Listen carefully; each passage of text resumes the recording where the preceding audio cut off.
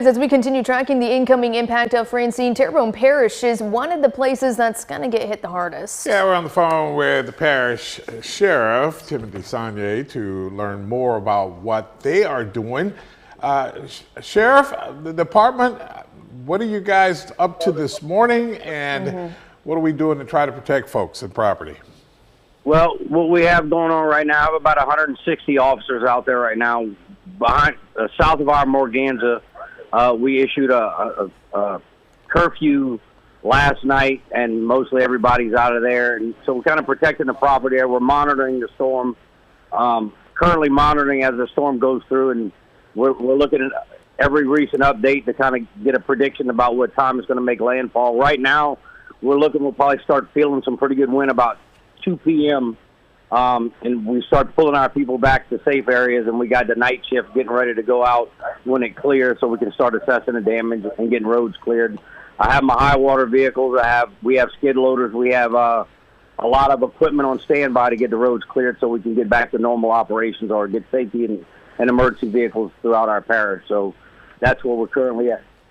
And of course, the most important thing is our looters. We watch that, and we have lots of officers. That's what we're out there to try to protect people's property and dealing with looting. Yeah, and Sheriff, we were just talking a little bit about the personnel that you guys have on hand. Have you had to bring in more people as the hurricane approaches Terrebonne Parish? And what are we looking at in terms of response? Well, like I have all my officers, all my essential personnel, about 270 officers. They're on a 24/7 rotation right now to further notice. So I got pretty much mostly half of my manpower out there now, and when we do a changeover, we'll have the other half out, and that's going to be a continuous rotation, just like we did Hurricane Ida, until we get things back to normal.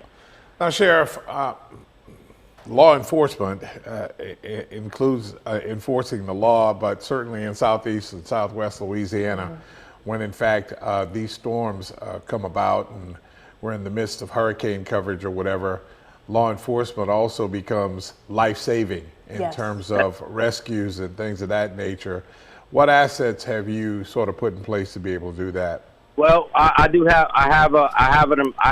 have 5 high water vehicles which we can do search and rescue there. I also got an armored vehicle where that became very useful during Hurricane Ida, because we probably during the midst of the storm of Ida, we ended up using our armored vehicle, and we probably rescued over 100 people during the storm when it was making landfall, and it was pretty chaotic. But that armored vehicle seems, and we have that thing on standby and operators in the event of emergency. If somebody didn't evacuate, something bad happens, we can get to them there, making sure it's safe. We can get our people there and get them out of there.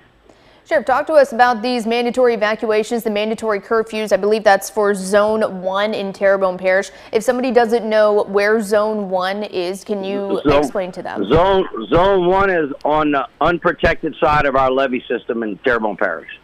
So when you look at where our Morganza, the levee system, all on the south end of the parish, at anything beyond the protected area of the levee, that is Zone 1. Zone 2 is just on the protected side of the levee. Right now we have a voluntary evacuation on the protected side of Zone 2.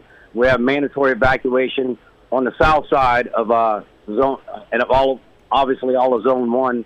That's the unprotected, and I'll put a curfew in at 8 a.m. this morning throughout the parish, because now you're starting to feel some wind, and people that are at work, so now we can kind of monitor, trying to mitigate a lot of traffic. So we got our emergency vehicles out there. So that's where we're at right now. We're going to be looking at updates. I'll be meeting with my staff at 10 a.m. for more updates, and we'll be able to fine-tune as the storm starts making landfall on our exact response, because every storm's slightly different.